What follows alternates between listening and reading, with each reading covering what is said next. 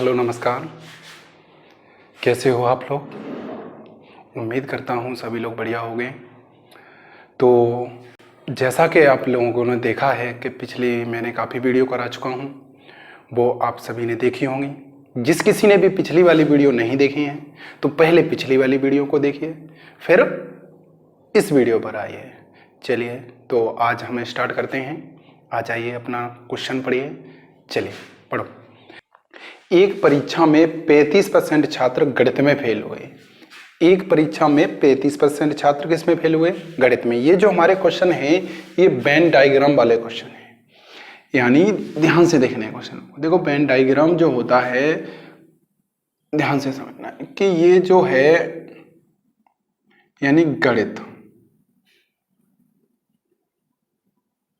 कितने परसेंट? 35% किस में फेल हुए? गणित में। तो ये जो हमारा यहां से सर्किल बना हुआ है कि जितने भी इस सर्किल के अंदर आएंगे वो हमारे किस में फेल हुए होंगे? मैथ में। किस में फेल हुए होंगे? मैथ में। आगे क्वेश्चन में कह रहा है कि 25% अंग्रेजी में फेल हुए, यानी 25% किस में फेल हुए? अंग्रेजी में। कितने? 25%। 25% छात्र हैं वो हमारे किस में फेल हुए? अंग्रेजी में। आगे पढ़िए। आगे कह रहा है और दोनों में, यानी दोनों में कितने फेल हुए? 10%। कितने फेल हुए? 10%। हुआ क्लियर? अब देखो यहां हमें ध्यान से देखना है कि जो ये है इसमें क्या आएगा, यानी केवल मैथ में। किसमें? केवल मैथ में फेल होने वाले, जितने भी मैथ में फेल होने वाले होंगे वो इसके अंदर आएंगे। अभी बोला जाए कि केवल इंग्लिश में बताइए, तो देखो इंग्लिश में फेल होने वाले होंगे वो किस में आएंगे? केवल इंग्लिश में। केवल इंग्लिश में जो फेल होंगे वो हमारे इस गोले यानी यहां से इधर आएंगे। अगर बात करें इंग्लिश में फेल होने वाले तो पूरे गोले के अंदर आएंगे। केवल इंग्लिश में फेल होने वाले वो किस में आएंगे? इसमें आएंगे। अब यहां से हम देखेंगे कि ये किसका है? दोनों का। केवल दोनों में, यानी केवल दोनों में फेल होने वाले। अब इसका मतलब दोनों में फेल नहीं, केवल दोनों में फेल होने वाले। फेल तो यहां भी होने वाले होंगे, फेल यहां भी होने वाले होंगे।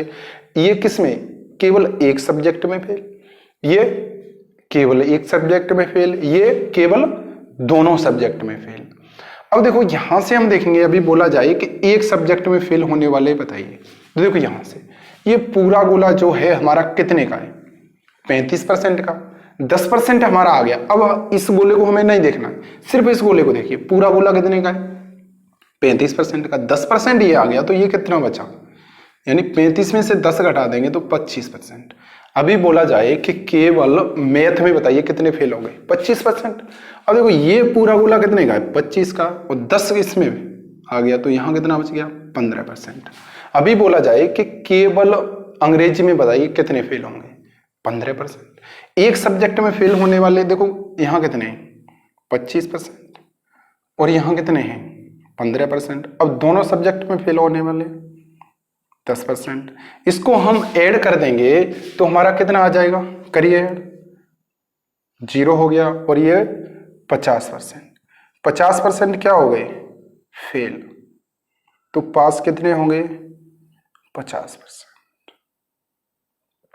यही पूछ रहा है क्वेश्चन में कि पास होने वाले विद्यार्थियों का प्रतिशत बताइए, तो कितने होंगे? 50%। उम्मीद करते हैं आप लोगों को इस समझ में अच्छे से आया होगा। ऐसा ही सेम क्वेश्चन अगला देखिए। चलिए अगला क्वेश्चन है, किसी परीक्षा में 35% छात्र किस में फेल हुए? अंग्रेजी में। यानी ये जो हमारा अंग्रेजी का है यहीं से देख लीजिए। देखिए कितने? 35%। किसमें? अंग्रेजी में। 35% किसमें हुए? अंग्रेजी में। आगे कह रहा है 40% किसमें? हिंदी में। यहां पर मैथ नहीं है, क्या है? हिंदी। हिंदी में कितने? 40%। ये जो पूरा गोला हो ये हमारा होगा, ये वाला पूरा गोला। ये कितने? इसके अंदर कितना आएगा? 40%। और ये जो हमारा गोला होगा पूरा, इस गोले के अंदर कितना आएगा? 35%। कितना आएगा?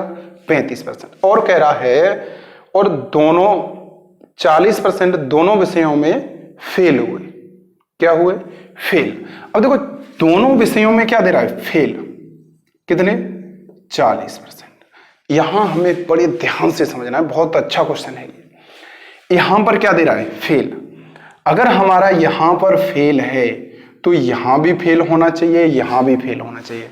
ऐसा नहीं करेंगे कि यहां पर पास है तो यहां भी पास कर लें, नहीं, इन दोनों में जो दे रहा है वही हमें यहां करना होगा, वही हमें क्या करना होगा?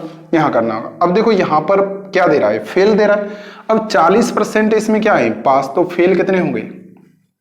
60%। बताइए, इसमें 35% क्या है? पास हैं। तो फेल कितने हो गए?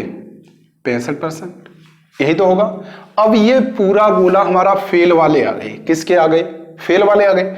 अब ये देखेंगे ये गोला कितने का है? पूरा 65 का। 40 हमारा इसमें आ गया तो बच कितना गया? 25%। अभी बोला जाए कि बताइए केवल अंग्रेजी में फेल होने वाले बताइए कितने होंगे? 25%।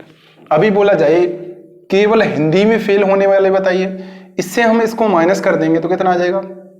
20%। केवल हिंदी में फेल होने वाले कितने होंगे? 20%। तो फेल होने वाले कितने होंगे? देखो जितने भी गोले के अंदर हो सबको जोड़ दो। 20 और ये कितना हो गया? 60। 60 और 25 कितना हो गया हमारा? 85। तो 85% हमारे क्या हो गए? फेल। तो पास कितने होंगे? 15%। यही हमारा क्या हो जाएगा? आंसर हो जाएगा। तो पास कितने हो गए? 15%। हुआ समझ में? यहां हमें विशेष ध्यान रखना है, अगर क्वेश्चन में आपके में यहां फेल दे रहा है तो यहां भी फेल होना चाहिए, यहां भी फेल होना चाहिए। अगर यहां पास दे रहा है तो यहां भी पास होना चाहिए और यहां भी पास ही होना चाहिए। आया समझ में? चलिए पढ़िए अगला क्वेश्चन। विद्यालय में 90% छात्र अंग्रेजी में, यानी अंग्रेजी में कितने? 90%। अंग्रेजी में कितने? 90%। आगे पढ़िए। 85% गणित में पास हो रहे हैं ये। 85% किसमें? गणित में। मैथ में कितने? 85%। आगे चलिए। और कह रहा है सफल होते हैं यानी पास होते हैं 150 छात्र दोनों विषयों में सफल होते हैं, यानी दोनों विषयों में कितने पास होते हैं? 150। यानी टोटल जो पास होने वालों की संख्या है वो है कितनी? 150 छात्र। यानी यहां लिख सकते हो पास होने वाले विद्यार्थी हैं कितने? 150 छात्र। आगे पढ़िए क्वेश्चन को। अब कह रहा है यदि कोई भी छात्र दोनों विषयों में असफल नहीं हुआ हो, असफल का मतलब फेल, तो यहां फेल की बात दे रही है, दोनों विषयों में कोई भी फेल नहीं हुआ है, इसका मतलब 0 ही तो हुआ होगा। बताइए, अरे दोनों में कोई नहीं फेल हुआ, ये क्या है? फेल वाला है, तो यहां भी क्या होना चाहिए? फेल वाला होना चाहिए। अब देखेंगे यहां पर है क्या? ये पास वाले ही तो हैं। अब इसमें मैथ में कितने पास हैं? 85%। तो फेल कितने होंगे? 15%। यहां पास कितने हैं? 90। तो फेल कितने होंगे? 10% फेल होंगे। अब देखो ये पूरा गोला कितने का है? 15 का। तो 15 के 15 हमारे इसके अंदर आएंगे क्योंकि यहां तो 0 है, तो कह सकते हैं देखो ये फेल वाले हैं। अब बोला जाए कि मैथ में फेल होने वाले कितने होंगे? 15%। और केवल मैथ में फेल होने वाले भी 15% होंगे। अब इसमें बोला जाए कि अंग्रेजी में फेल होने वाले बताइए 10%। और केवल अंग्रेजी में फेल होने वाले भी 10% ही होंगे। अब फेल होने वाले छात्र हैं कितने? देखिए 10% गोला में जितने हों उनको जोड़ दो और 15%, तो कितने हो गए? 25% क्या हो गए? फेल। तो पास कितने होंगे? 75% विद्यार्थी क्या हो जाएंगे? पास। अगर हमारा आंसर परसेंट में पूछता है तो कितना आंसर आ जाएगा? 75%। लेकिन क्वेश्चन में पूछ रहा है कि कुल विद्यार्थी कितने हैं परीक्षार्थी, यानी कुल पूरी परीक्षा में। तो यहां से देखेंगे 75% पास होने वाले हैं। पास होने वाले हैं कितने? 150। तो 75% की जो वैल्यू होगी वो क्या होगी? 150। तो 1% की जो हमारी वैल्यू निकल करके आ जाएगी वो कितनी आ जाएगी? 2। 75 दूनी 150। तो कुल परीक्षार्थी होते कितने हैं? कुल छात्र 100% ही तो होते हैं। 1% की वैल्यू 2, तो 100% की वैल्यू कितनी हो गई? 200 छात्र। तो कितने छात्र हो गए? टोटल यानी छात्र जो हमारे निकल करके आएंगे वो कितने आ गए? 200। आया समझ में? चलिए आ जाइए, देखते हैं अगला क्वेश्चन। पढ़िए। एक व्यक्ति अपने वेतन का 12.5% दैनिक प्रयोग की वस्तुओं पर खर्च करता है, यानी कितना? 12.5% दैनिक प्रयोग की वस्तुओं पर।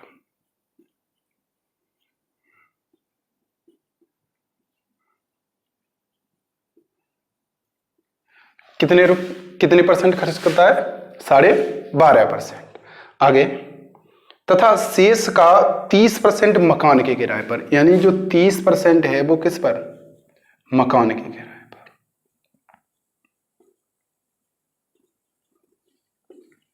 मकान के किराए पर कितना खर्च करता है? 30%।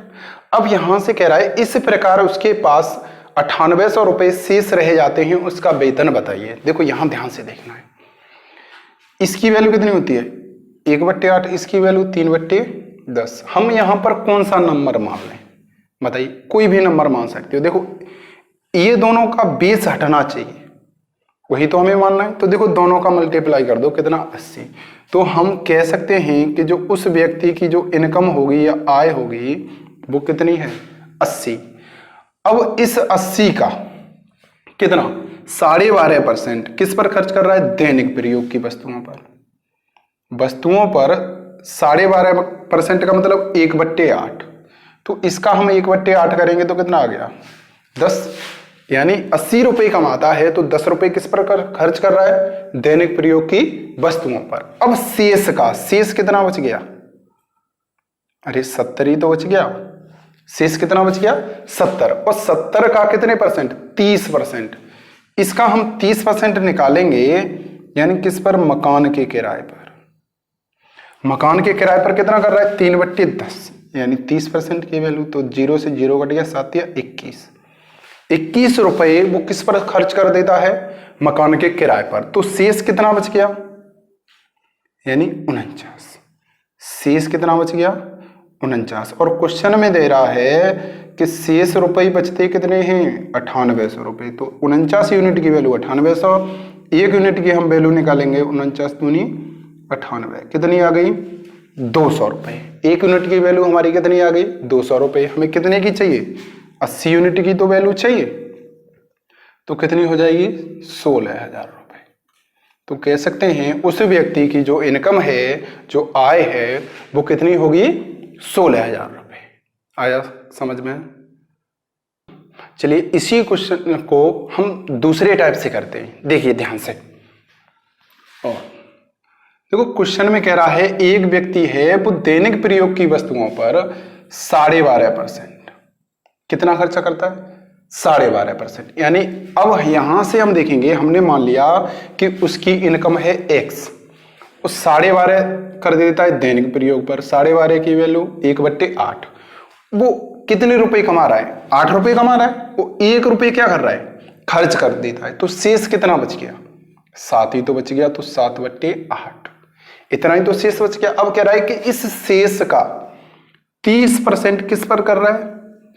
यानी मकान के किराए पर। इसकी वैल्यू 3/10। 3/10 ये वाला जो है टोटल शेष कितना बचता है? 10।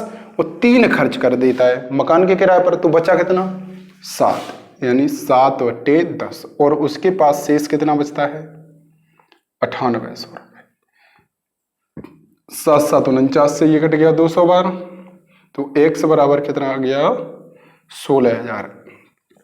ऐसे क्वेश्चन आपने जो वोट वाले क्वेश्चन थे, यानी वोटिंग वाले क्वेश्चन थे, सॉरी इतने रुपए, यानी वोटिंग वाले क्वेश्चन थे, वो सेम ऐसे ही हुए थे।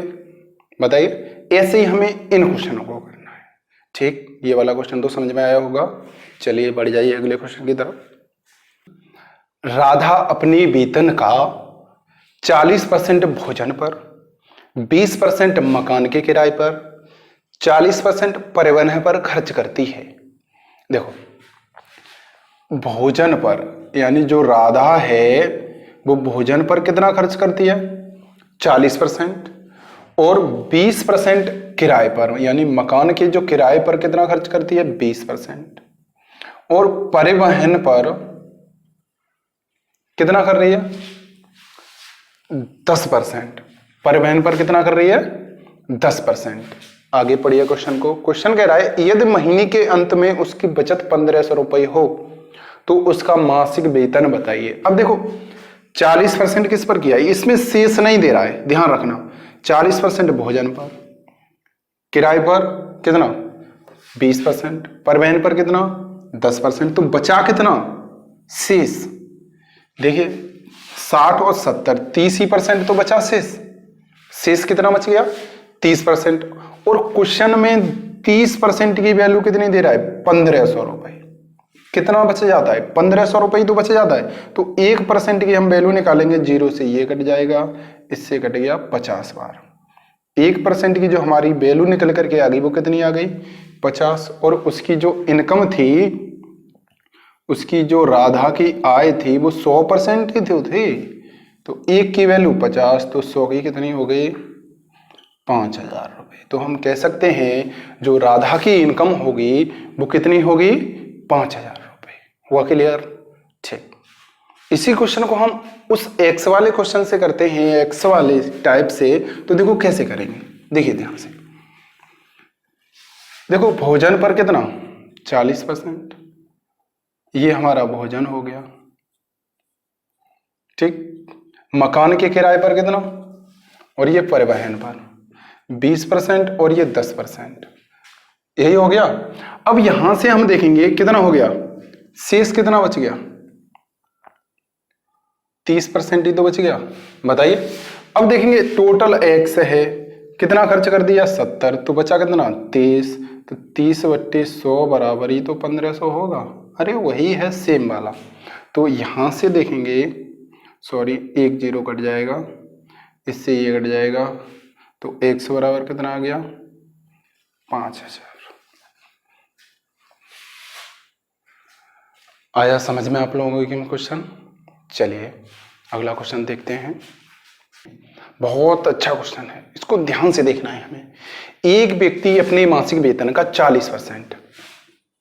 40% वो किस पर खर्च कर रहा है, भोजन पर और परिवहन पर 1/3 खर्च करता है, यानी शेष का। देखो 40%, अब हमने माना कि टोटल उसकी इनकम है वो है x, 40% की वैल्यू 2/5 होगी।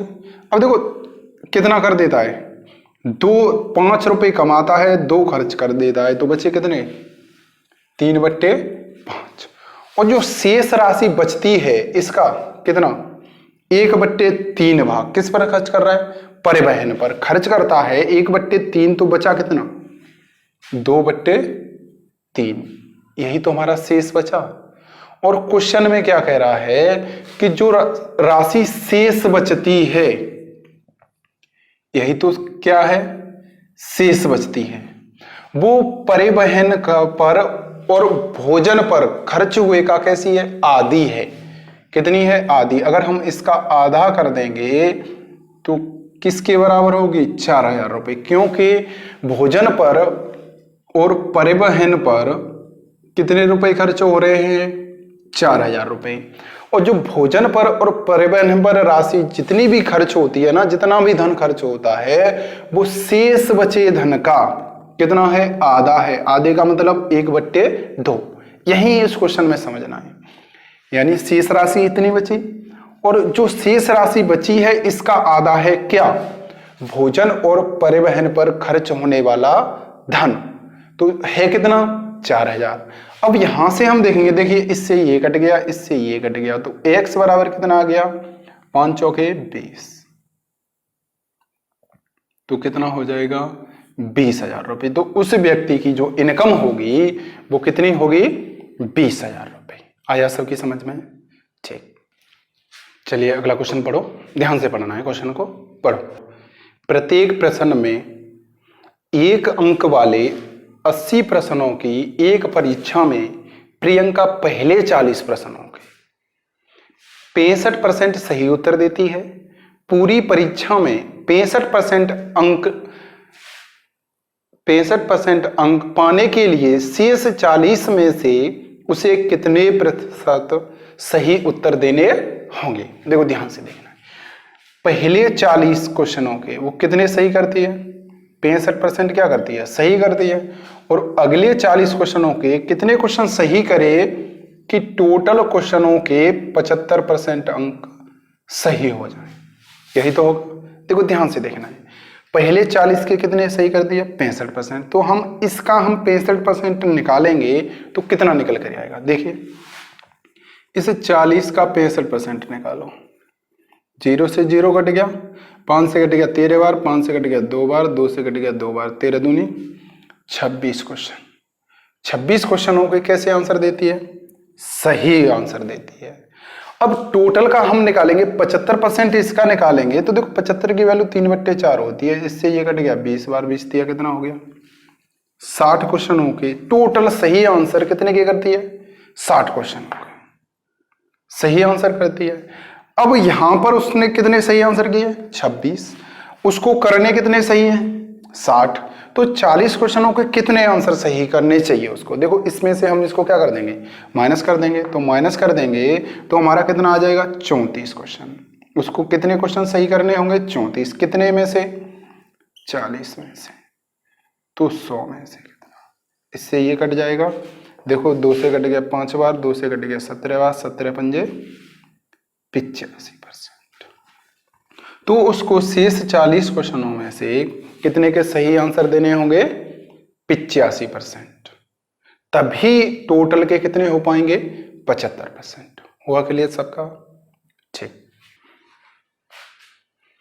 देखो इसी क्वेश्चन का हम शॉर्टकट तरीके से अगर करना चाहें तो देखो ध्यान से देखना है, 40 क्वेश्चन हो गए और ये टोटल कितने हैं, 80 क्वेश्चन। इसमें कितने सही कर रही है, 65%, और इसमें कितने, 75%। टोटल का 75%। अब हमें इसी का तो निकालना है, इन दोनों का डिफरेंस देखो कितना है, 10, और बड़े वाले में इसमें जोड़ दो तो कितना आ जाएगा, 85%। यही हमारा क्या हो जाएगा, आंसर हो जाएगा।